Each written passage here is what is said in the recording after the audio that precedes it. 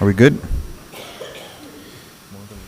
All righty. Well, thank you, everybody, for being here today. And we're going to go ahead and get started. This is the Brownsville PUB Regulatory and Policy Committee meeting, starting at February 8th at 12:14 p.m.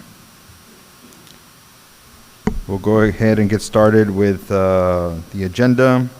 First up, public comment. Do we have any? No public comment? No. All righty, thank you. And we'll move right along with item number 1, presentation and discussion of revisions to the BPUB personnel policy and procedures, policy number 17, outside employment policy.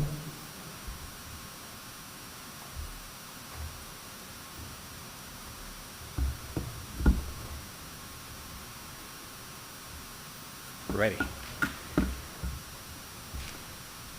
Chairman, board members, good afternoon. My name is Sergio Delgadillo. I'm the Compensation and Benefits Manager. Report to the HR Division under the direction of Dr. Emilia Guerra. And we have a few items for you today regarding policy. We'll proceed with item number 1. It's policy number 17, outside employment or business activity policy. We'll be presenting the revisions that we're proposing. So outside employment policies are common in government employment. We did do some investigations to see how we can improve ours, and ours was in pretty good shape. However, there's always opportunity for improvements. I can say that it was written to withstand the test of time, but certainly we did do things that I think are going to be of value to BPUB. Ready. So, of course, our policy establishes the provisions related to an employee's outside employment or business activity.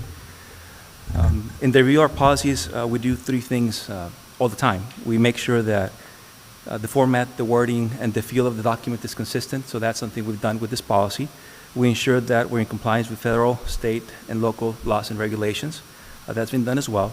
And then we ensure that language is clear and easy to understand for our employees so they could follow policy, and so we can explain policy as well. In this policy, we retitled 3 sections, and we created 2 new sections, which we believe provide that guidance that I just talked about. Our policy did cover some general provisions, within the policy statement. So one of the things we did is that we elaborated on some of those things that were embedded within that policy statement. We moved them into a new section called General Provision Section. And we also address a few other things that we've seen through the passing of time. So what we did is that we included language regarding, not be on BPUB's time while you're working your second employment or your outside employment. So that's engagement in outside employment with while being scheduled to work for BPUB, something that you cannot do. If somebody's requesting sick leave and they cannot show up to work, then we're asking that they're not showing up to work their second employment as well. We are, and that's part of our previous policy, and it remains in this policy, the primary employer for every employee. And our restriction to use BPUB's properties and resources in their second or outside employment. And of course, all of this is already embedded in other policies, but we figured it was important for employees to see it here as one of the restrictions that we have. Another important change has to do with the criteria approval or approval criteria section. Before, what we had is it's a policy that said reasons for denying outside employment, and we shifted to call it approval criteria. In this section, one of the main things is that we acknowledge that performance is relevant and important. So an employee has to be in good standing, has to be a good performer to be eligible for outside employment. We also talked about some type of employment or business activities, whereas before we talked about not associated with employees, businesses or employment that has questionable reputation. We moved to, rather than do that, just say exactly what is the type of business or activities that we don't want our employees to engage as a second employment. One of them, as you see, as an example, it's offering electrical or plumbing services within our service territory. And the second one that we did is associated with sexual-oriented activities, as defined by law, of course. So you'll see that as part of the additions that we had in our policy. And last is that there's interference or conflict with the employee's ability and availability to work for BPUB. So that's something, again, a lot of those were being followed, but we're not expressed in that direct way that we've now changed and transitioned to. The last section that we added to that policy, which again, it was part of the policy already, we just created a section and made it clear, has to do with revocation or suspension of outside employment. And basically, if something changes where it's no longer complying with any of the approval criteria, we can revoke that authorization for outside employment. And with that, I finish item number 1. Do we have any questions? Go ahead. Just a quick question, if we don't have that with the election employees are obligated to warn the employees of outside employment? Yes, actually, it's part of our policy. It was already before. Employees have to submit a form and it needs to be approved in writing before they can engage in outside employment. We actually just revamped our process. We started this process and moved it to our ECRM process, which is our digital form process, where employees open source of a ticket, they submit their application, they say what they want to do, how many hours they want to put in, and then it moves through the approval process. They acknowledge that they need to comply with everything in this policy, and then we say that. So to date, we have 11 approved outside employment requests where they tell us where they want to go and what they want to do that we approve, and we have one that it's ongoing that was submitted just end of January. Sure thing. Yeah, I don't have any questions, so thank you. Thank you. We can move to item number 2, presentation and discussion of revisions to the BPUB personnel and policies, policy number 18, discipline policy. Thank you. So this is, again, policy number 18, discipline policy, and I hope that you are pleased. We did listen to a recommendation from this committee, and we took that into account to, present some changes. This policy was revised June 14th, 2021, so it's not one of those that are as tenure as the others that we've been presenting. However, we did hear your concerns, and we addressed them. So this policy is going to establish BPU's behavior and performance expectations and the effects when these are not being met or followed. Changes to the policy. Of course, we ensure that feel, language, it's in line with the other policies that we've been presenting. We make sure that we're in compliance with federal, state, and local regulations. Again, that's one of the things that we did. We added progressive discipline process language inside of our policy. So I'm happy to say that upon review of our own practice, we have been following progressive discipline. We just haven't not mentioned in our policy. We do have a very, consistent way of addressing discipline. We do look into it. So now our policy says that. It has that language about addressing it as progressive discipline. It seems like you have a question, Mr. Rendon? Well, I guess all new employees or employees periodically are provided with orientation regarding all these policies. Yes, as a matter of fact, since we are creating a lot of new policies and doing some changes, we are programming 4 trainings for this year, where we're going to go in depth into all the policy changes and do a refresher on our policies. But aside from that, within the orientation process for new employees, we don't tackle our 43 policies, but we do go over this particular policy and other relevant policies that they'll see more often. So yes, we do. So the new employees are given an orientation, they sign for it, that they were provided this information on some of the policies? Yes, it's around, I think, 5 or 6 acknowledgments that they're signing as they're coming in.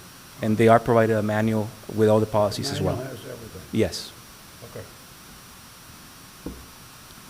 Okay, and then language was also added in that first section to not limit the discipline, steps that we have there to those one listed there. So we can do a combination of them, so that's what it means in that other section. Under grounds of discipline, we did expand it, some of those grounds for discipline. I believe we simplified some so that, again, they're easier to understand. We combined some others. And the idea was that our policies are clear and employees can understand better what's a ground for discipline. So, for example, we say information, records, and documents. Our policies listed dishonesty as one single item.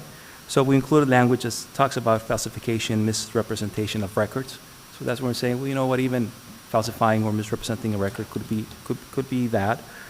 We also added additional information regarding intentional destruction or alteration of or removal of documents. We added grounds for discipline regarding the misuse of personal information, sensitive information. So all that was not part of our policy. Granted that we do have language in other policies that talked about all this, it wasn't listed as this policy, and we thought it was important to add those sections in there. Acting without permission as an official spokesperson, that's another addition to the grounds for discipline.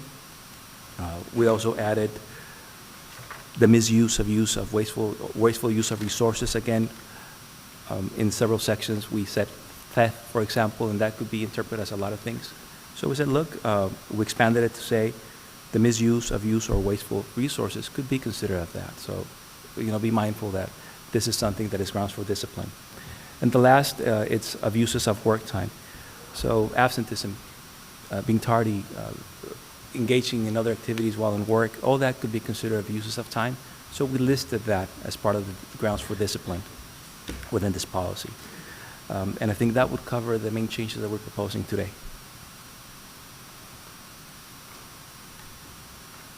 Okay. Any questions? Questions? I think I think one of the topics that have come up in the past were repetitive issues. I don't know if that has to be integrated into this, but I think the concern was, if a person was consistently, I don't know, getting into accidents, vehicle accidents, I think was one of the examples that were brought up before, just for that to be taken into consideration, right? Definitely. That's why we found out a value in talking about progressive discipline, because something might be minor at one point, but when it's repetitive, now it needs to come to the next levels of discipline as well. So, Especially definitely safety-related yes, stuff like that. yes, yeah. of course. And there might be some items that might need to start somewhere else, depending on the level of the accident or the issue at hand. So, Without getting into any specifics, in the last 12 months, how many employees would you say were managed through the progressive discipline process and recommended for discharge?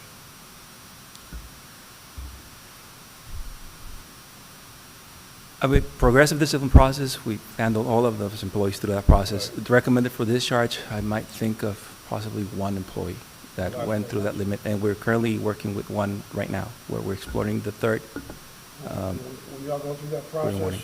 I'm sure you're working with supervisors all the way up the chain of command to the CEO. We review every single data point, piece of information that we need to make sure that we have our ducks in a row. I'm sorry. Yes, but that is correct. Okay. So whenever we see something like this, the first thing we do is we advise that, we believe something has reached the level and we start moving it up the chain. So they know that we're going to be looking into it. So yes, that is correct. All right, thank you. All right, no more questions. We'll move on to item number 3, presentation and discussion of addition to the Brownsville PUB Board Personnel Policies Procedures number 42, employee debt collection. So this is a brand new policy that we're proposing. It's employees' debt collection policy. Of course, what it's going to be doing is that it's going to create accountability of the employee in providing payments on debt owed to BPUB. This policy is going to set the expectations for debt repayment, as well as what could happen if that is not being satisfied or being paid. So, of course, BPUB upholds the high standards of ethics and accountability and holds its employees to those same expectations. What we're saying in this policy is that we require employees to pay promptly their debts owed to BPUB. If a debt has to do with the services that you're receiving, utility services, it's saying that you're going to be upheld to the same opportunities that any other customer has to make a payment arrangement. Nothing different, nothing less. They're also customers of ours.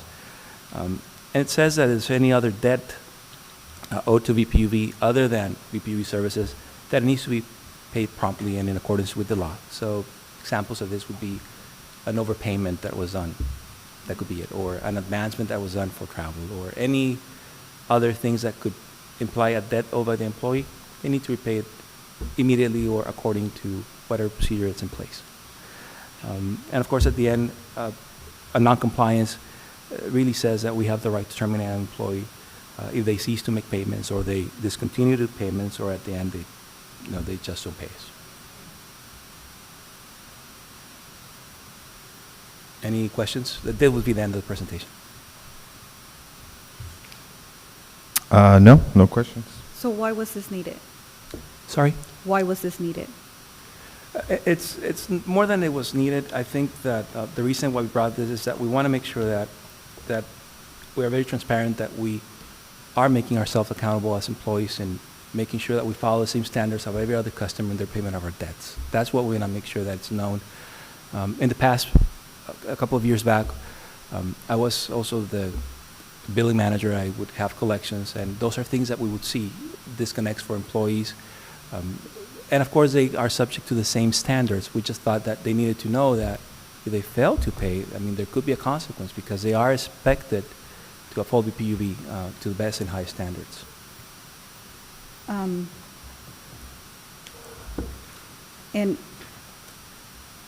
is there a timeline, like, let's say they have a past due amount Mhm. for X number of months? Is it, how is the decision for termination made? So, that would be a complicated, and going to my previous hat, right, as a billing manager, so that would be a little bit complicated because we don't have those expectations either for our customers. The payment arrangements, basically, you can't be more than 2 months into debt, or else it's gonna, then you have to go into a special arrangement that won't be on. I know that in the past, with the COVID happening, with its stuff disconnects, people build up a little more debt, and that complicated, and your questions came into play, because now we had customers, including maybe our employees, massing a little bit more debt, but that practice has ceased. I would say that if push comes to shove, and by any reason we had an employee that has gone through the normal customer service process to repay debt, and by any chance they continue to not cover their debt or a recurrent agreement, I think we'll have to have conversations with them, talk about the expectations, talk about how we have this policy now in place, and how, this, as employees, they need to understand that we are held to higher standards, because we have that dual function. We are customers, but we're also employees. So that would be the communication, I think, that we'll have with them, hoping that that would prompt payment. If that doesn't happen and the conduct is not reserved, we might have to move to discipline process. Again, this is something new. We've not gone through these channels ever, but we really certainly like don't it. want it. Well, have you all discussed this with legal? Yes. I have concerns with the employment of an individual being tied to the inability to pay a utility bill. Yeah, I agree. I don't know if this is something we want to do. It reminds me of other public organizations that may tie in employment to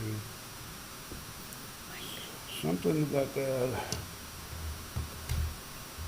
I think that y'all should take a really good look at this. This has not been approved by the board. We don't have this policy. You're presenting it as a new No. policy. This is not a policy that we have. That is correct. That's what we're proposing to bring to the board. And again, that's the nature of it. Yeah, I definitely see that point as well.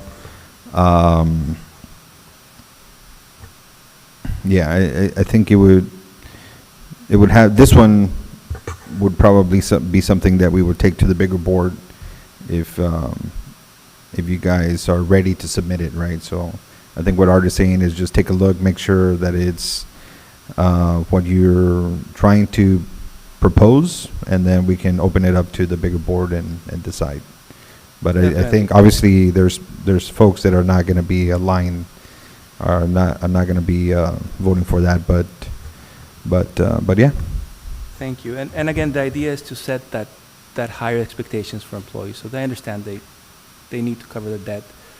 I can only imagine, one of us having a big debt having a neighbor not struggling to pay their debt, and because we work at BPUB, have a debt and have a debt and have a debt. Well, right, I mean, I think So- that everybody should be treated like a customer, Exactly. period. Exactly. And that should be clear. And if somebody does not pay their bill, I mean, it should be the same for everybody, whether they work here or not. The same consequences of disconnection, the same everything. But that is different than tying somebody's employment to, paying off the debt. That's a very different story. And I understand it, and I agree that there needs to be more discussion. I can see that point. In the customer service area, what we've seen some of the times is that sometimes customers incur in debt, and they'll go through the process, and they get disconnected, and we go through the whole process until it gets to the collection agency. But the same house has services the next week or 2 weeks later because somebody else is opening a new account where they're not personally liable or connected to the other person, regardless if they're still there or not. So we've seen that. For the And sake that's of- kind of the difference that we would have with an employee versus a regular customer. For the sake of moving on, we understand there's concerns. I have Yeah. concerns about this item. Mr. Gonzalez, I know you just came on board. Have you had a chance to review this? I know you'll be working with policy. Yes, I'll get together with both HR and local council. Good morning, or good afternoon now. Paul Gonzalez. I'm glad to be here. This is my first day on site, and we'll address that concern and see whether or not there's any duplication with some of the new provisions to the other discipline policy that you already covered, because there may be some overlap in those two.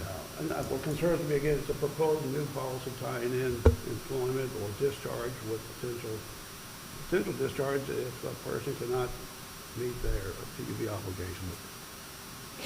Let's move on, Sheriff. It's up to you. Yeah, I think, unless you have any, Daisy, any more comments, but yeah, I mean, We'll mark it for further discussion following your direction.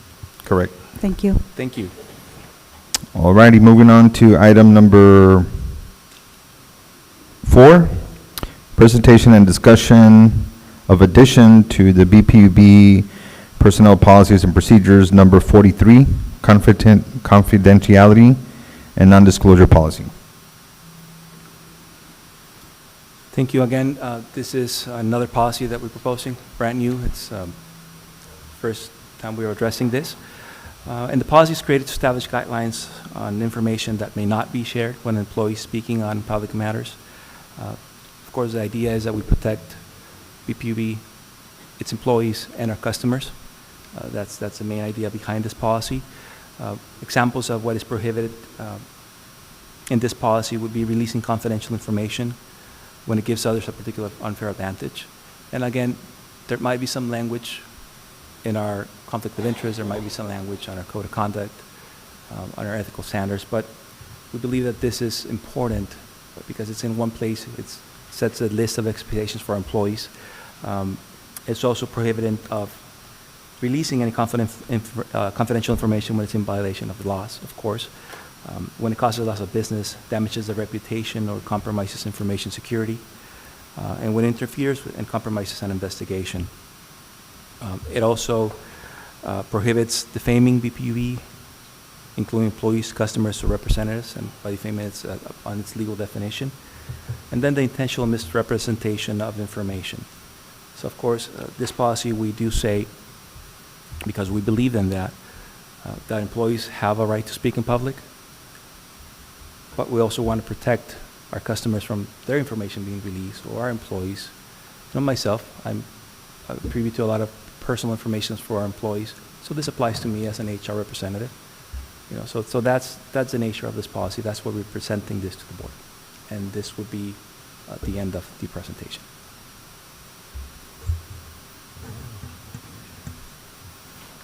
Any questions, comments?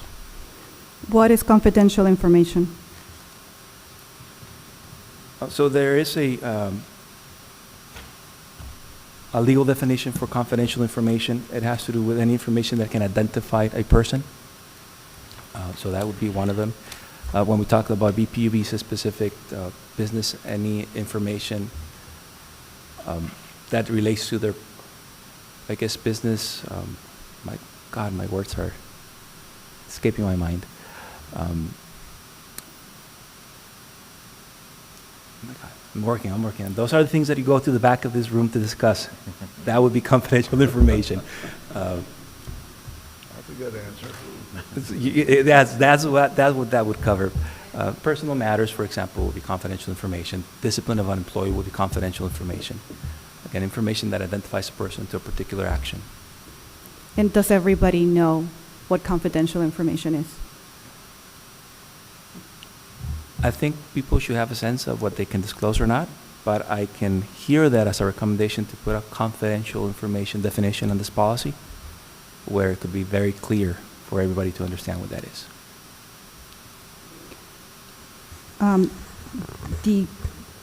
The other comment is just to make it extra clear that these, the bullets are just examples.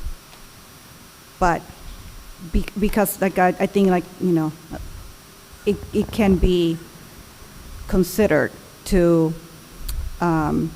mean that confidential information released in these particular ways is what's not allowed. But I think it should be more clear to say that releasing confidential information in any manner whatsoever is not allowed. Does that make sense?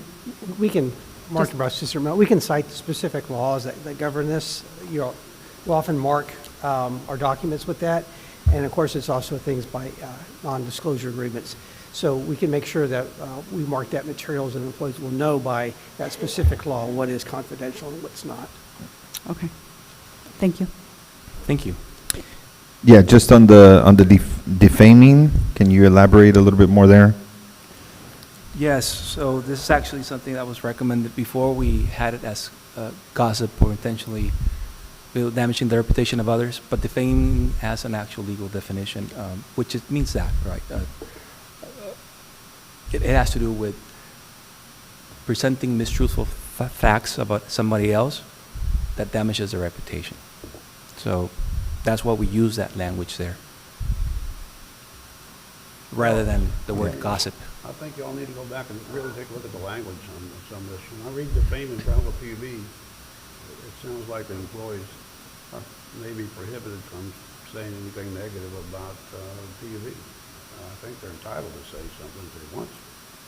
But I'm not going to tell it right here, but I think y'all need to really take a look at these really carefully. This is a proposed new policy as well. This is a new policy, that is correct. Yeah. It's not Yeah, I agree. Definitely the defaming and also intentional representation, I think, is going to be a little bit difficult, as we know, just in general society, right? You know, when you talk about, you know, what are the facts and things like that, it's going to get pretty hairy. So, but I think the confidentiality and non-disclosure, that is pretty standard. So I would recommend that either elaborate more on defaming BPUB and intentional representation, or remove those two items and just move forward with confidentiality. Perfect. So we have taken notes of your recommendations. We'll make sure to update them ASAP, hopefully to present them to you before our next board meeting. And I'm talking about February, possibly March. Yeah. Right. Thank you so much. All righty. Moving on to item number 5, presentation and discussion on updating the BPUB sponsorship policy. Ryan Greenfield. Members of the board. Ryan Greenfield, I'm the Communications and Public Relations Manager. We have been working on combining what had been previously 2 sponsorship policies that govern our program. CPR 1100 was last revised and approved June 9th in 2014. CPR 1101 was last revised and approved by the board March 12th, 2019. So essentially what those policies did was establish BPB's provisions relating to sponsorship events, and it also established separate funding sources based on the type of sponsorship. And that included having separate responsibilities for the departments, depending again on which sponsorships those were. Essentially, it was mostly community events that would go to communications and public relations, and more professional events or city events would be handled by the general manager's office previously. So, wanted to highlight some of the big changes or updates for this. I'd say really, of course, the biggest update is the fact that the two policies have now been combined into one. One requirement that we have is that there must be some kind of return benefit for all sponsorship types. Essentially, what that is doing is making sure that we do not allow for any donations or contributions. That way, we get something back for the sponsorship, even if it's just a logo, or a mention on a social media post, something that we can get for the funds that we spend. In addition, we set specific definitions for our different type of sponsorships. We separated that into community, which would be more general nonprofits in the area, civic, which would be specifically related for the most part to government. So that would be like city events, Cameron County events, state, and then also industry professional sponsorships. What these are typically more like, for instance, we're members of like the American Public Power Association, also the Texas Public Power Association. We've sometimes sponsored events for those. And those would be kind of examples of more industry and professional sponsorships. In addition, we establish an expenditure limit on specifically the civic industry sponsorships.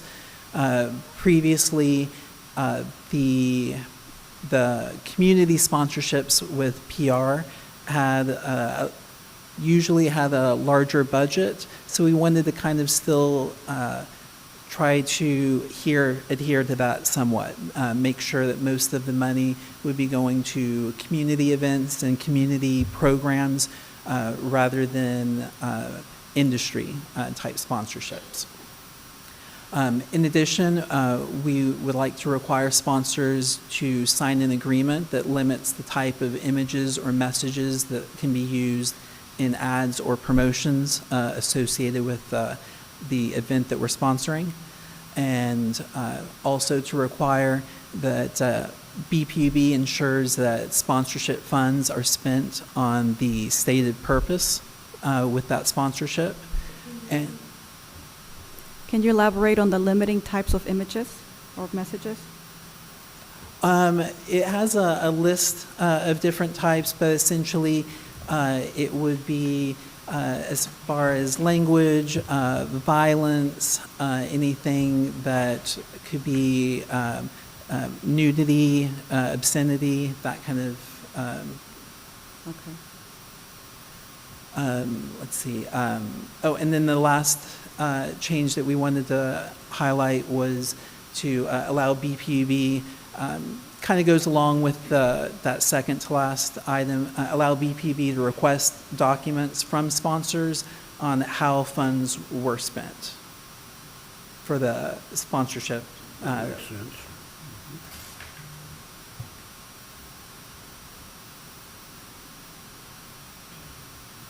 And if any of y'all have any questions?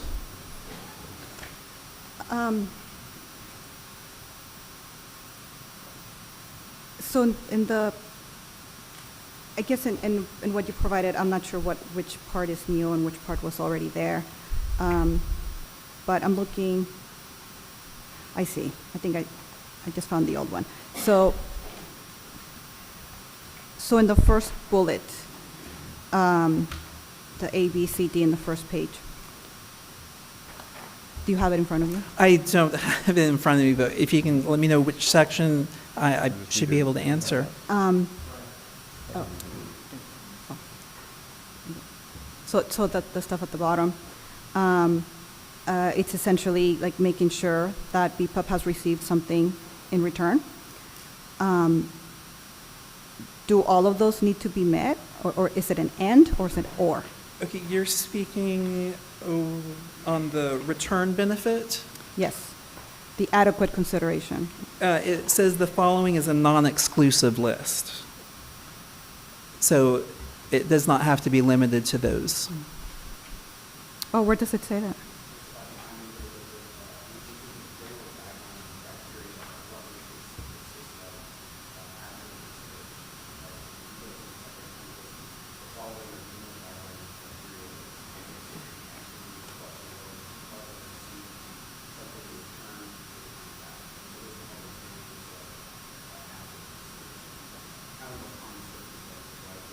Okay.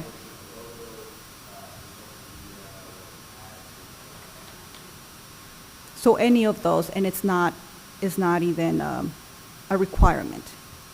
It is a requirement that we do get some kind of return benefit, but it's not a requirement that like That it every has to be single one of one of those. those has to Okay. be met. We just need some kind of recognition. Something. Okay. Okay.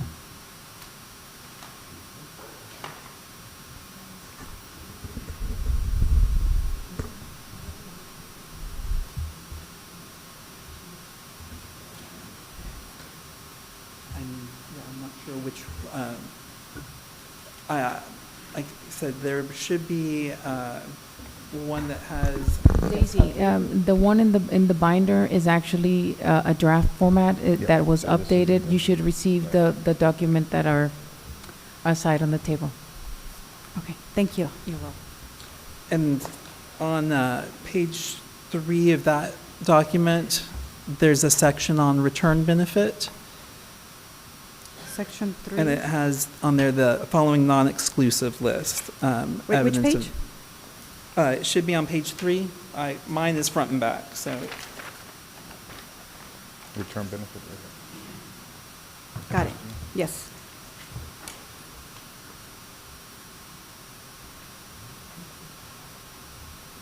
I didn't see any amounts. Was that included as well? Maybe I missed it. Amounts typically, what Meaning ends up the- happening is when we get a sponsorship request, it's typically several different tiers involved in it.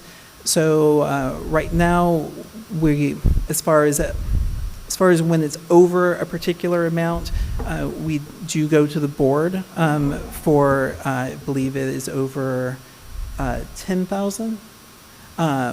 And otherwise, it's kind of, you have to, at least what I do is when I look at the sponsorships, I look at the different tiers, I look what I guess perks are associated with it, what benefits, and kind of make a decision based on that, and as well what our budget happens to be. You try to figure out an amount to give that can stretch for the whole year, because you know that there's going to be continued requests Yeah. throughout the year. Yeah, just something for you to consider. I know 10,000 before probably went a lot further than it does today. So I would be open to increasing that amount, that you have to notify us, whether it's 15 or 20. We don't need to be involved in every single decision. And that gives you a little bit more wiggle room as well to kind of manage this. We could add some So- language on that. Yeah. Any other comments, questions? My concern,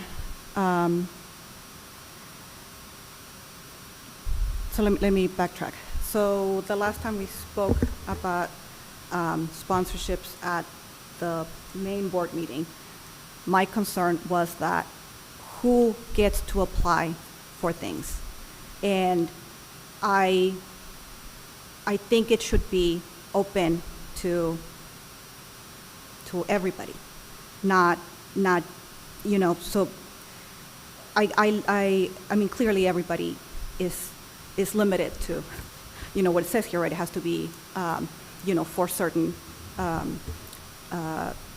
types of events, right? And some are excluded, and it has to be, for example, 501c3. I agree with all that. But what I mean by everybody is that it should be, for example, posted online. There should be, I mean, last time I checked, like a month ago, there was still nothing online where, you know, an organization could just submit, you know, a request for sponsorship. So who really is applying? Also, I mean, like, how do they know who to contact? I don't think all the details need to be included in the policy, but I think that there could be some language about making it, I know the spirit of it, like just having a process Yeah, that is open. probably, and I don't want to put words in your mouth, but being open to all of the community, right? I think one of the things we've noticed is that it tends to be very repetitive, right? So we know the people that come to ask for money, you know, year over year, especially the larger amounts. I mean, that's pretty clear. So I think the point is just that there's other needs in the community, and it would be great if they're aware that it can be considered, right? And then so you'll have to add some of this, you know, language, of course, for people to understand if they qualify or not, you know, for them to consider it. But I think that's what you're getting at, is that there's other needs that maybe they're not aware, you know, that they can even come to us for some money. Right. I So think if on I the may- website,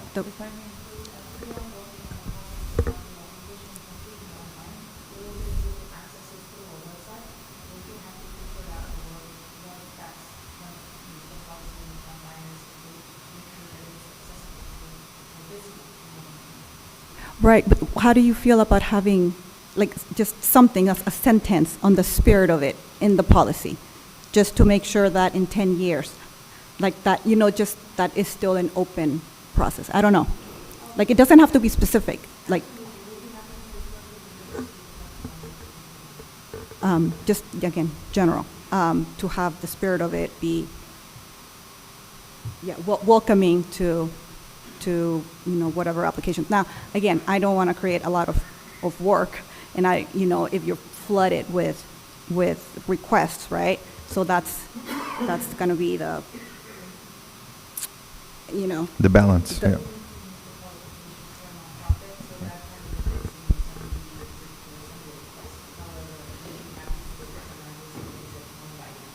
Okay, thank you. Absolutely. Any other questions? That's- Nope, thank you. Thank you, Ryan. Thank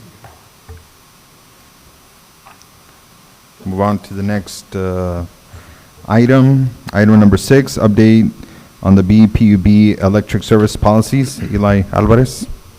Good afternoon.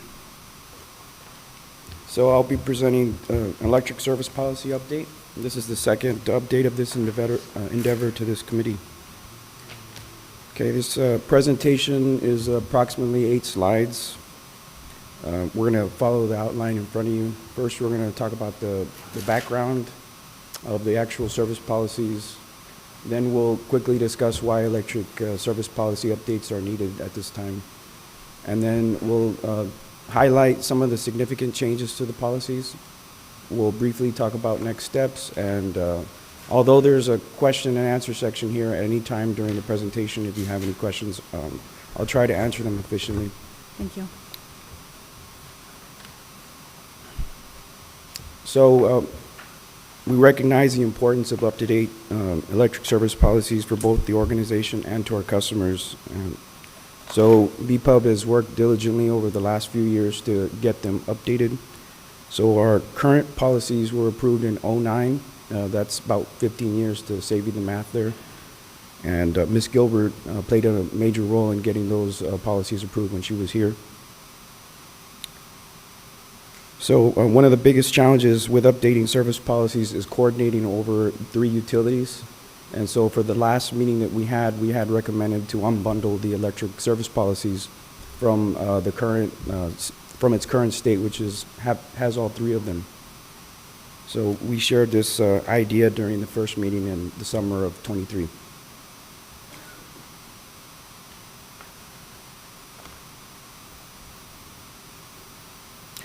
So we included 4 basic themes of why the updates are needed at this time. The first of the themes is we have to remain self-sustaining. So state statute does not permit impact fees for electric systems as they do for water, wastewater utilities. And because of this, we have to make sure that whatever it is we are offering our customers, that we need to ensure that the electric revenues continue to allow for O&M, CIP infrastructure projects, and other financial obligations for the utility itself. So the state does not allow impact fees? Does it allow something very similar to impact fees? I can't No. think of any off the No? top of my head. Okay. So it does highlight a couple of things. Another underlying theme is, as we look at some of these changes, is that growth usually pays for growth. And that's one of the things that we had in mind when rewriting some of these policies here. Another theme is making sure that our practices align with the policies. So just a quick example, we stopped providing meter enclosures to customers at this point. It's not included in the policy, and so we're going to rectify that with the policy, the changes that we're recommending. The third theme is reducing rate pressure associated with new customers, customer-related costs. So we have seen not only new service inquiries, but new service requests, and they're coming fast and furious. So larger companies are attracted to the RGV as well as the Brownsville area. So we have already seen higher costs associated with just doing regular business. Some of the examples is material and labor costs that have gone up upwards of 30% over the last 5 years. So bottom line, if we don't have infrastructure or actually a framework readily available to us, then the existing customers would bear the costs of those rate hikes. So in order to prevent that, we're recommending some of the policies that we're gonna brief you on right now. So the last theme is reliability. I'll give an example, a fairly common example in a future slide. But we needed some language there that would help us with catch-22 issues. So catch-22, where the problem is in the solution, and we'll give you an example later on in the presentation. So while our current policy allows for BPUB to pick up costs on line extension based on potential revenues, this proposed line extension specifies that developers will be responsible for the cost to extend electric facilities, going back to our underlying theme of growth pays for growth. This next bullet is more of a technical point where I think the technology at the time when the policies were approved, it was more on the vapor lamps versus the LED. So we're going to rectify that with the LED rates. We'll put that in the Appendix J. By the way, we have references. I don't understand what you just said. So what happened because it was not LED? Oh, the type of technology that we had was we had vapor lamps. Those were the yellow lights that you would see on the streets in, I guess, that time frame, 2009, 2010. And so we removed those rates and we put the new LED rates. So the new lights that you see around town, that are very bright, that's what I'm referring to. So It's a- essentially, the old lights used to be able to pay for themselves eventually, You're and talking these, about the LEDs do not pay for themselves eventually. Is the that- LED lights theoretically should be able to pay for themselves, the investment, but I guess the research has shown that the initial investment, meaning if you would go 100% day one, if you would replace them all, there would be difficulties with justifying the expense. Does that make sense? Eli, Yes, sir. Are these street lights? Who pays for the street lights for the energy consumption? Yes, sir. So Who pays for that? the city is billed for street lights, those Okay. lights that you see on the street. Yes, sir. So when you changed over to the LEDs, of course, it caused the energy to be less for the consumption. Yes, theoretically, that would be the case, yes, sir. Are there residential situations where people order a light near their home and they have to pay for it? Yes, sir. So those light rates have changed as well. Okay. And so when a customer requests what they call a security light for their home, that rate has changed and it's posted here on these new So the old policies. vapor lights are a lot more expensive to operate, and then they moved to LEDs? That's correct, yes, sir. Okay. So what you're highlighting is just that you're updating the policy to align with what you're doing. That is correct. So you're using LED and you're updating the policy just to say, hey, we're using LED and these are the new rates. That is correct, Yeah. yes. Okay. So Okay. Should, sorry, Yes. why are the rates in the policy? It's just for making sure that we are transparent. That's all that I can think of at this point. I mean, it seems like when was the last time the rates were updated? Circa 2016, if I'm not mistaken. Was it 19? Okay, there you go. Sorry about that. You got the numbers turned around. Is this something that the board needs to approve, Yes, the rates? yes. But why? The rates were approved by the commission, if I'm not mistaken. The And- street lights rate? The streetlight rates were approved by the commission. So they're probably in the city ordinance. It is in the city ordinance, Yes. yes. Absolutely. Okay. Yeah, I guess what we're doing here is just approving the updated policy, which includes the rates in the appendix, and those rates are aligned to the city ordinance. That's So correct. whether you would have updated this or not, you're still using the city ordinance as the guide. Yeah, we could still reference the city ordinance for that. Okay. Any other questions? No? Are you expecting any backlash? For the light emitting, no, not for. Any of the items? Yes, the line extension policy. Tell me about that. Yeah, the line extension policy essentially, Or is that something that we need to talk about in executive session? no, I Okay. don't believe that it is. Mr. Gonzalez, what your thoughts on that? I'm new to the issue. It's I your don't first know day. what the legal issues would be. This is just a general Yeah. policy. Yeah. Is there any confidential matter that might need to be addressed in executive session? And I'm not aware of any legal issues that are surrounding the policy itself, which would be applicable to everybody. There are pros and cons to any policy, right? But if there are specifics to circumstances that we've experienced that may get into customer-specific information, yes, we should go into executive session to discuss that. But otherwise, these are just general policy decisions that are being vetted before this committee. And then the decisions ultimately made and considered by the full board. Okay. Yeah, let's hear about the You want the- potential backlash, yeah. Oh, yeah.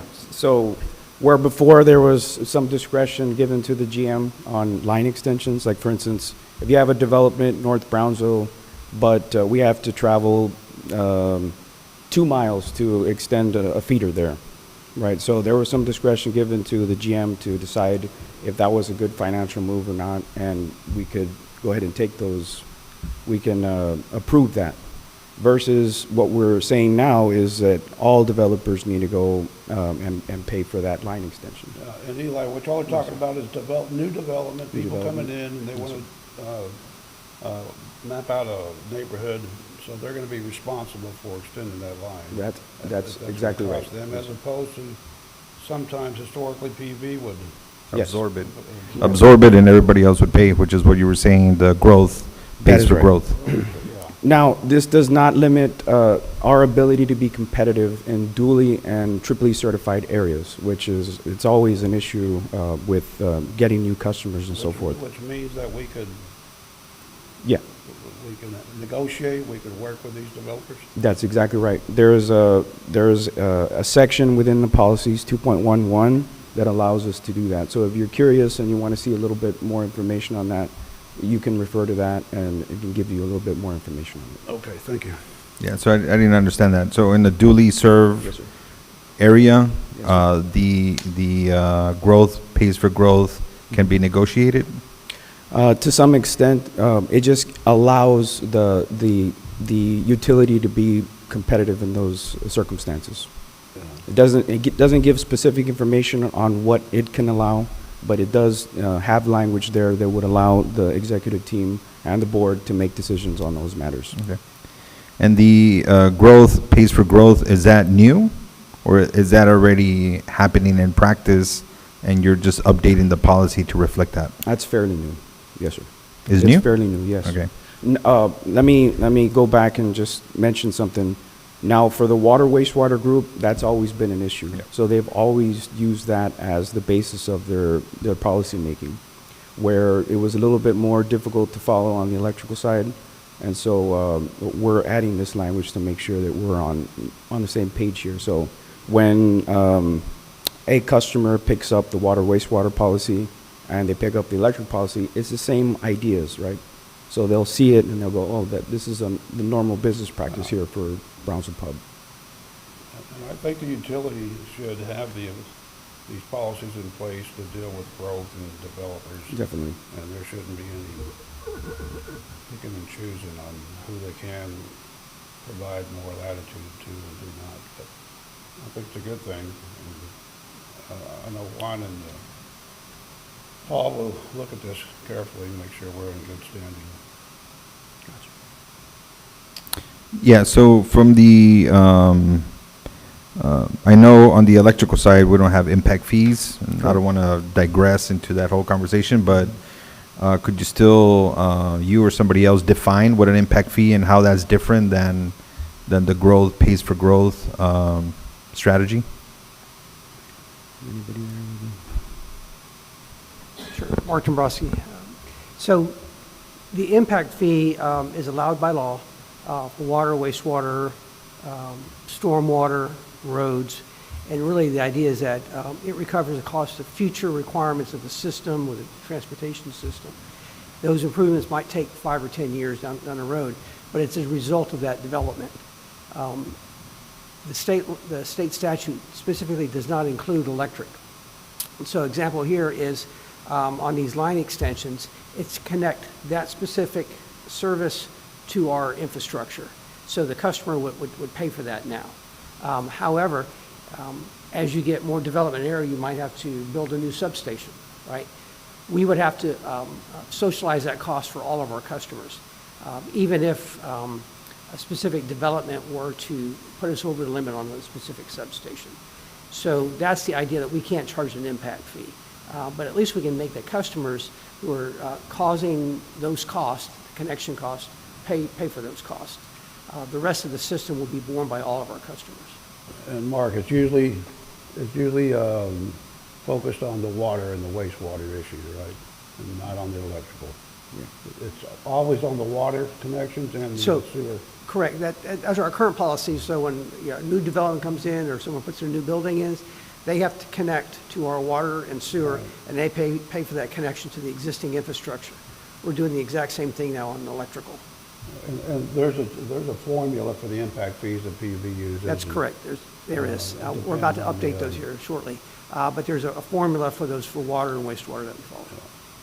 So if I'm understanding correctly, the difference between an impact fee and this line extension fee is that the line extension fee is much smaller, essentially, because it does not cover the Right. cost of So- future maintenance. Correct. The line extension is specifically for a specific service site to our infrastructure.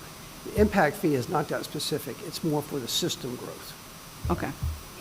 I mean, I think in general, I believe that we have a responsibility to our existing ratepayers. Yeah.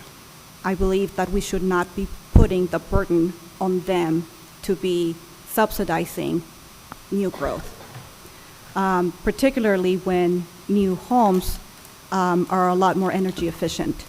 And it's going to be a lot more, they just don't, they don't pay into the system as much as the old ratepayers do. So this idea seems to be aligned with my definition of fairness, Okay. for sure. Well, that's good. That's what we're going for. And what is the process for getting something like this done? Now, do we? I mean, I'm thinking of what is happening at the city right now, right? I think they were looking at what was that, an impact fee? The $1,000, Yeah, they were looking at the impact. I didn't. It was different. It was for roads. Was that right? it's actually for permits for the building of new homes and commercial structures. Okay. And I know that they had to do, they had to go back and talk with stakeholders about that, right? Are we thinking that that's something that we will need to do as well? What we have planned for when we roll out the new policies is to have like what we call a grandfather period, to where projects that were approved prior to our policies being approved would go through the normal course. And so I guess the definition of approved is what we're debating on. How will we approve those projects? But other than that, we haven't really discussed any other community involvement that would give this information to the developers / customer. We can, that's something definitely that we can work on and come up with some kind of program that would How about a allow that. phased approach? A phased approach. Where maybe, right, in addition to grandfather clause, it could be like, I don't know, 50% would go into effect in the next, I don't know, X number of months, years, whatever, and then the full amount would come after that, just to, get people used to the idea. It's a great idea, yeah.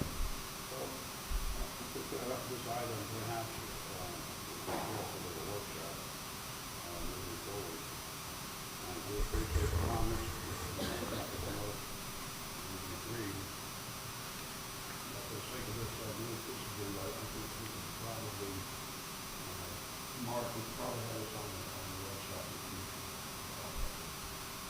Yeah, just have more discussion around it and bring up the other board members. Yeah. Should I continue, or are we gonna? In particular, sorry, the line extension policy, I think that's the one that the full board Okay. needs Gotcha. to, understand thoroughly. Okay. Yes, go ahead. Yeah, you can continue. Okay. Just All right, so specification of specific customer-related responsibilities. I gave you the example of the meter enclosure issue prior. We also have some considerations for what we call contributions in native construction. That would be for customers that are looking to convert from overhead to underground, and other general customer responsibilities.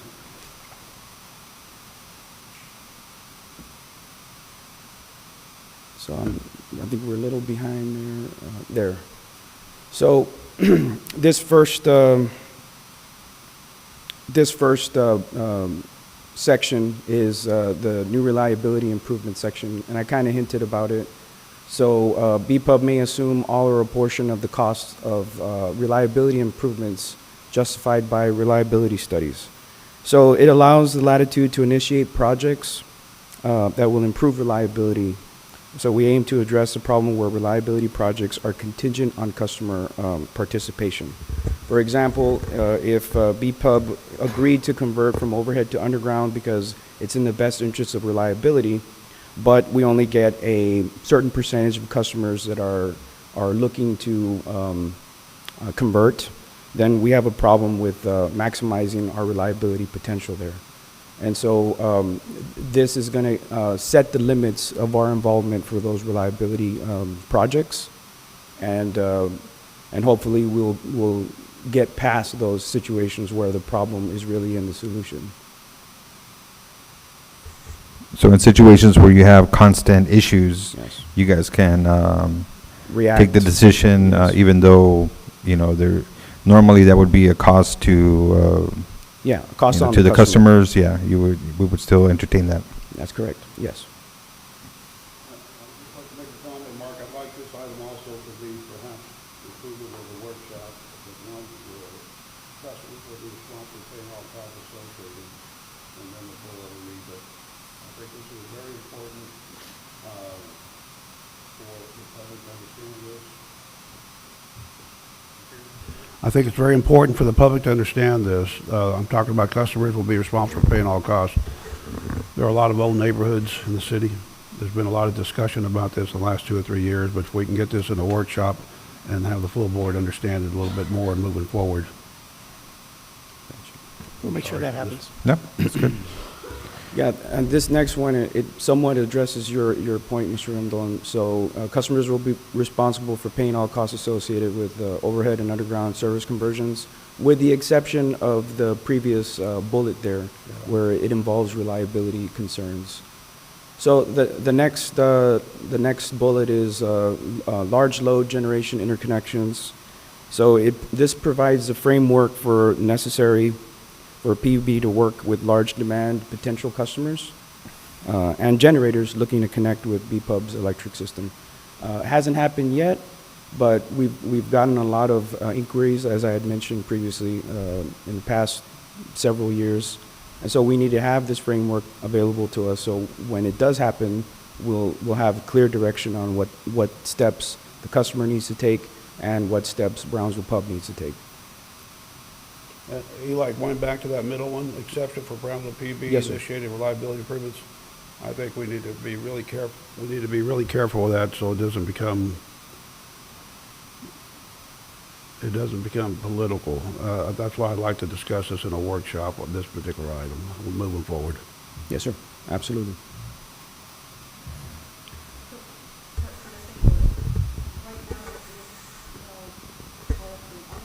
For the large demand? Yes, there is a policy. So the policy states that that Brownsville Pub would take the cost difference between what an overhead connection would cost versus the underground connection, and the customer would pay the difference. So that's the difference with this one. This one here, it's on the customer side wholly, minus if it's any reliability issues, right? No, for conversion.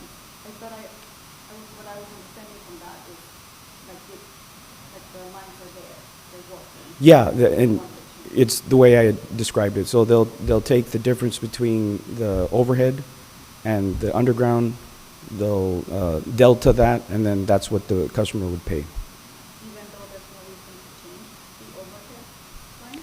Right, even though so a customer will come in and request that conversion because they feel that it's going to improve their reliability. There's no proof to that, but they prefer that it be underground. Okay. Yeah.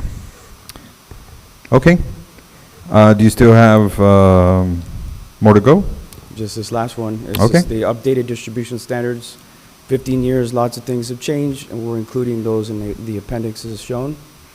And the next steps, and it all, it depends on the feedback from this committee, obviously, but we're looking to present something in either March or April I guess it would depend on how fast we can get it on the board, so we can have that workshop and work through all those issues that you all have brought up today. And nothing else. I don't have anything else. Okay. Are there any questions? Additional questions?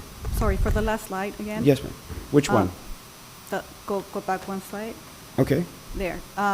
Any backlash expected from this? No, I don't believe so. I don't believe, not on this particular slide itself. Okay. I think the main one is where it completely deals with the customers picking up the cost for those extensions. Okay.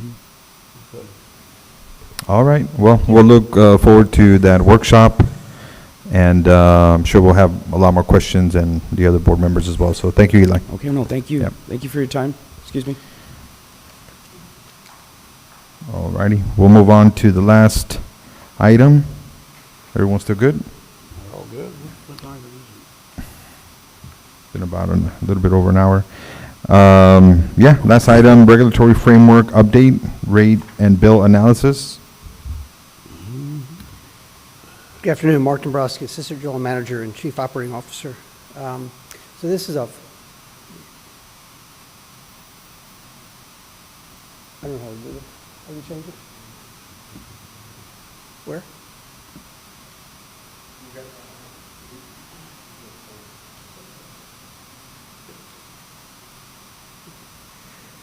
So I presented the regulatory framework we had last in December, and there are some specific questions about how that impacted rates. And you asked me to come back with some materials on sort of a rate analysis for that. So this is that follow-on.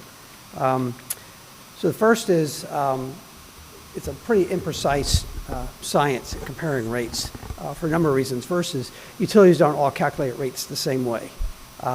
And the level of consumption has a big impact on what those rates are, right? So if you have more units to spread cost over, you can have a lower rate, but you don't necessarily have a lower electric bill. And I always believe that bills are a better comparison because customers don't really pay rates, they pay bills. And that, I'll prove here in a minute that why I think the EAI 861 data is the best source for doing that. And I've done an analysis for you doing that data. So the first is, that regulatory framework is, we have three basic types of utilities: municipally-owned utilities like BPUB, member-owned cooperatives like MVEC, and retail electric providers that are throughout the state. That's a predominant provider. In there, if you're a customer, if you're in a co-op or a public utility area, it's a non-competitive retail market. We're the only game in town. And our rates are set in a public process as a result of that. If you're a retail electric provider, you don't have public set rates, but you have contracts that you can go out and select from. On the distribution side, you as our board, you approve the rates and we take them for the commission to approve.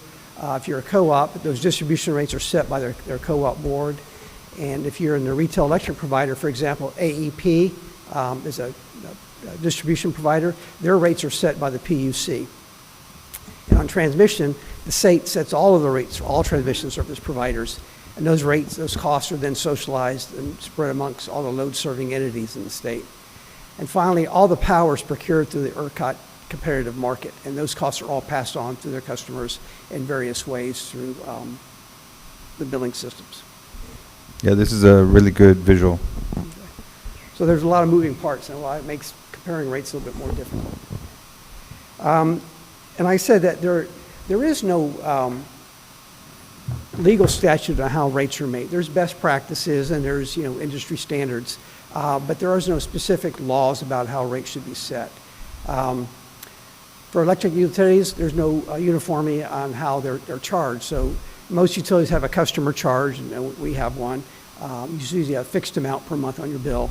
There's usually base rates, kind of pays for all the fixed costs, and that's based upon a kilowatt hour.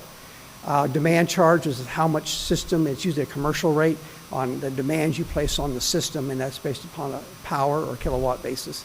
And finally, the fuel or your power supply charge is based upon a kilowatt hour basis. But there aren't rules around that.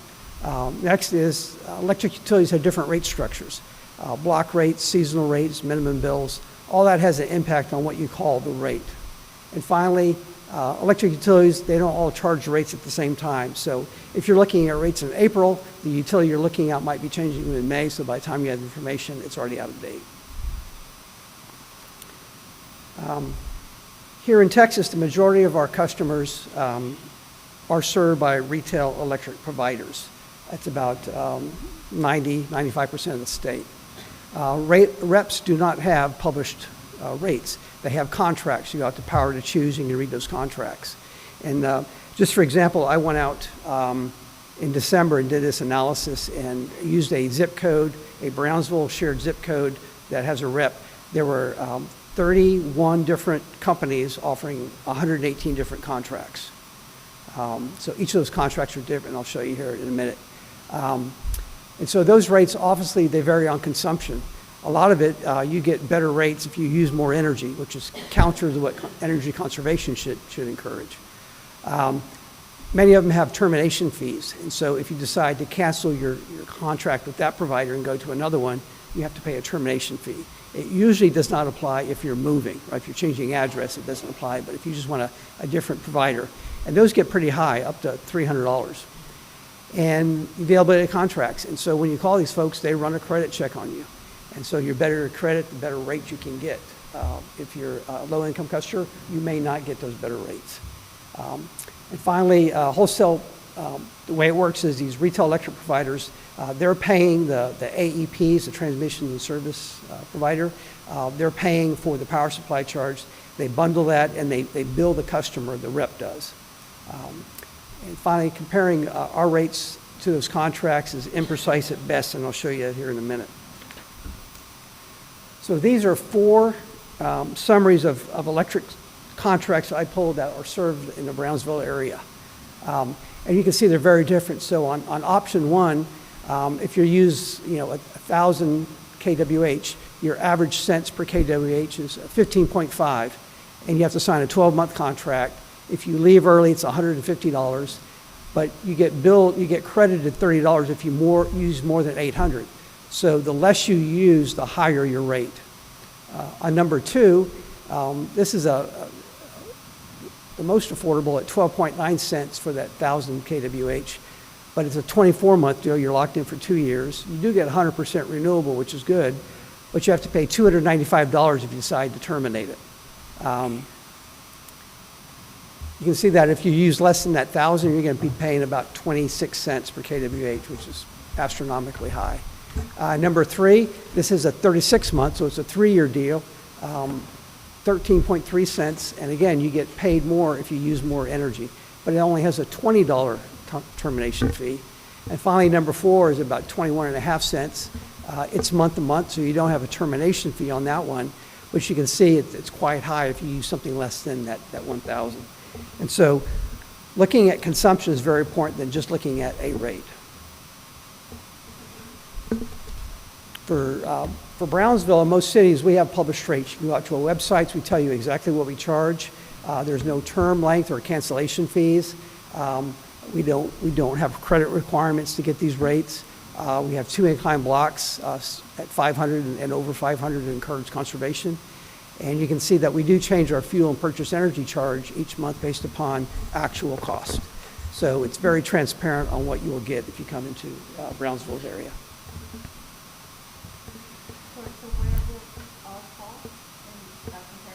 I can't hear you. Where would we fall in the comparison of four? I've got that coming up for you. Thank you. Yep.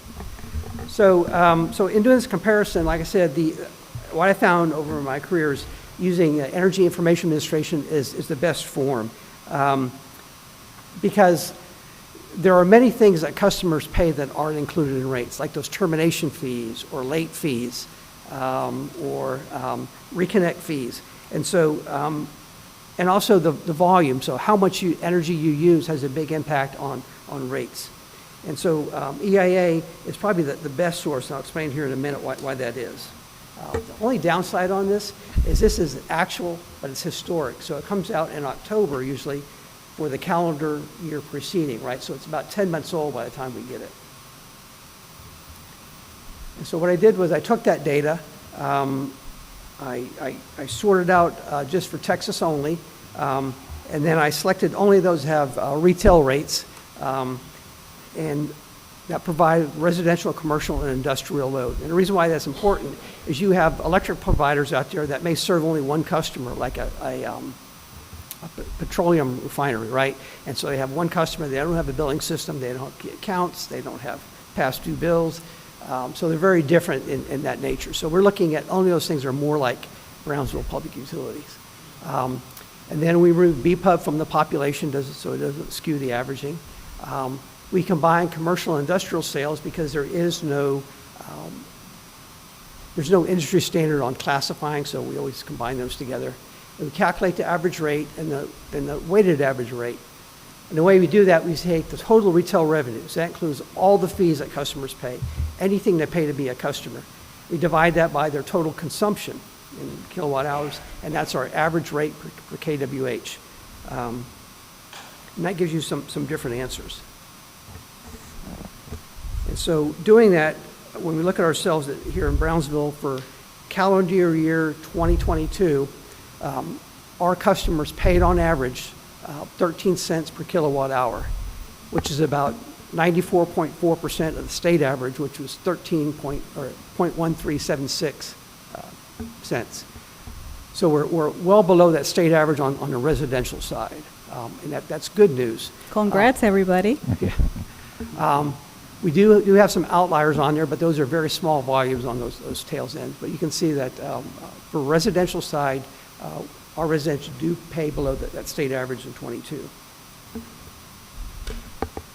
As I briefed last time, here in the Brownsville area and within our city limits, we do have multiple electric providers. So we have ourselves, MVAC provides service to part of our service territory, as well as those reps, because it's in the AEP distribution service territory.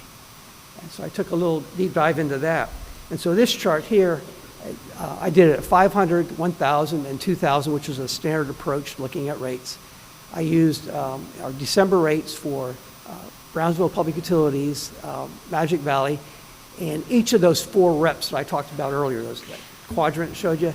And so you can see at 1,000 kWh, there's much more uniformity. That outlier, that gray bar on the right side, that's that one that's month to month. And so they do have a high charge.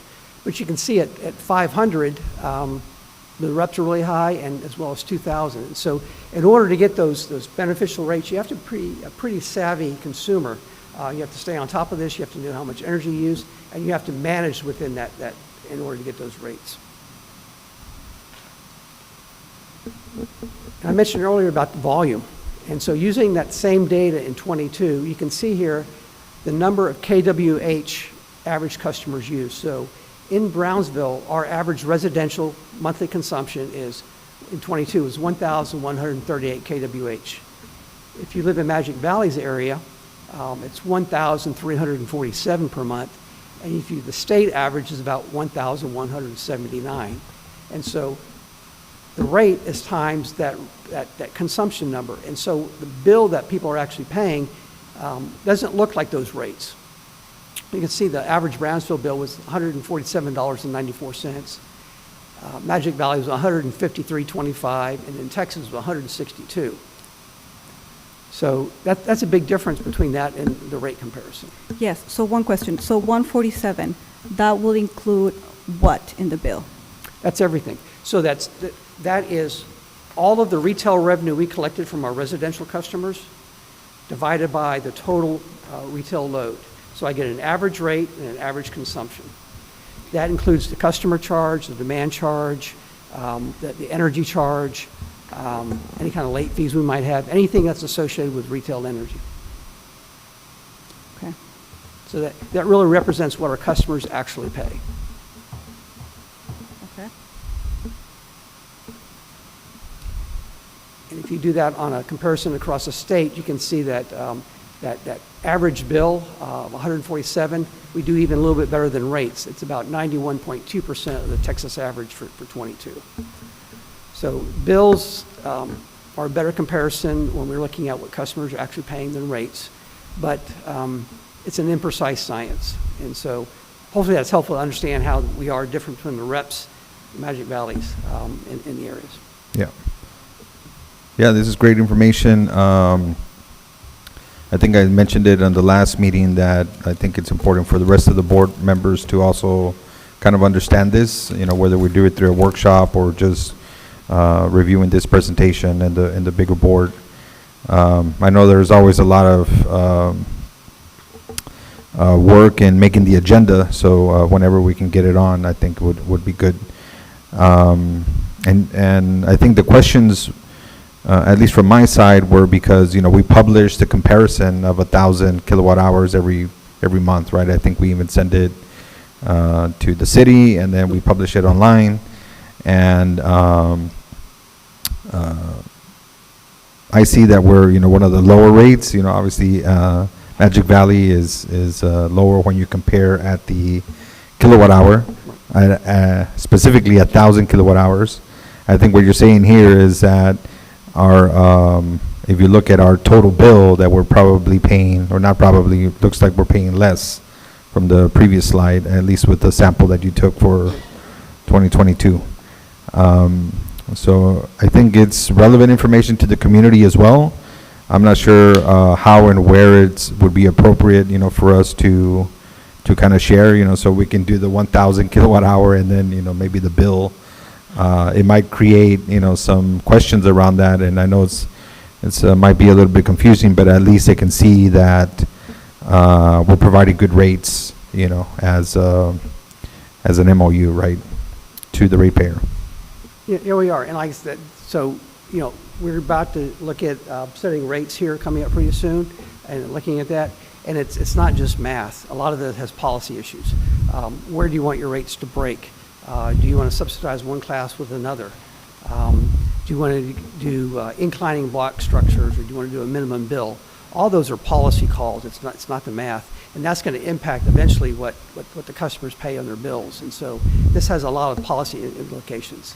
If you look at my home city, El Paso, they have some of the highest rates in the state, but some of the lowest bills. That's because you're from that part of the country. We didn't have air conditioning grow up. It got cool at night, you open the windows. Other parts are very rural, large homes, like Magic Valley.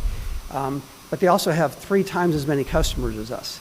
And so even if you have the same amount of cost, say, for like a billing system, if you know you can spread that over many more kWh, your rate is lower, right, for kWh, but your bill is going to be higher because you're using more energy. So all of that are really policy calls and understanding how rates are set. I love this presentation, and I echo Mr. Martinez's request to have this at the regular board meeting. A lingering question I have is, are there, like if you're looking at the total bill for somebody in Brownsville with BPUB, are they subject to fees that other people in Brownsville who do not have BPUB for electricity get? On the electric side, well, we have a general fund transfer, which would not be, but they're also not subject to like taxes that property taxes, like if your AEP pays property taxes. So it's a hard comparison. We can maybe look a little bit at what's the component of our rates versus others, but it's, like I said, each utility sets rates in a different way, and so it's really hard to do that comparison. But we don't pay taxes. There's no tax function on ours. We get lower rates usually because we're a public entity, and so there's no franchise tax in ours. We can try to make a list of the types of things that our customers can avoid by being in the Brownsville area. May I add, you mentioned the total bill. The total bill will also include water, wastewater, CDPs, garbage, Yeah. And so forth. Yeah. So when you're comparing, say, a Magic Valley electric bill, it's just the electric portion compared to the Right. food services. Correct. Yeah, And how do they pay garbage and water, wastewater? separate bill. Okay.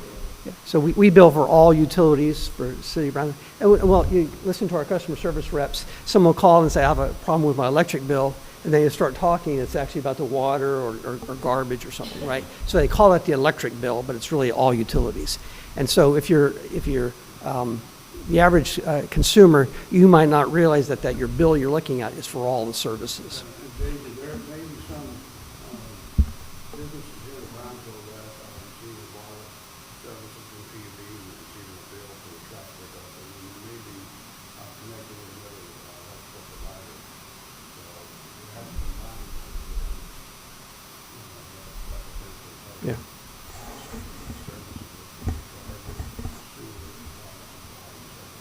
So everybody in Brownsville gets a water bill, essentially, from BPUB, is that correct? Not necessarily.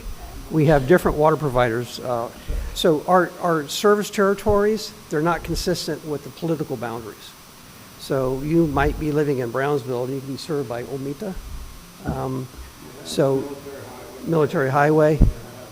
And we serve customers outside the city of Brownsville city limits. So we can show you what those maps are, but they're not consistent with each other, the boundaries.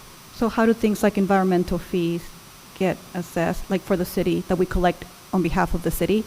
How does that get assessed? Right, so we can collect city fees from customers. We know which customers are inside and outside the city. And so when we collect like the other fees, we Could have a customer that doesn't have any of the utility services, but we Still get a bill. Bill on behalf of the city for the environmental, Right. the trash man. yeah. So even if they don't have electric, if there's just water, we're sending them a bill for water and the fees that Mr. Pettis is discussing. Okay, thank So you. it's complicated. Thank you Yeah. for putting this together. Yep. And, I mean, with your comment that it's complicated and again, anything that we can do, I mean, I know we're in the business, so we probably understand it more than others, more than the general, general ratepayer. But anything that we can do to keep providing information to them, I think would help.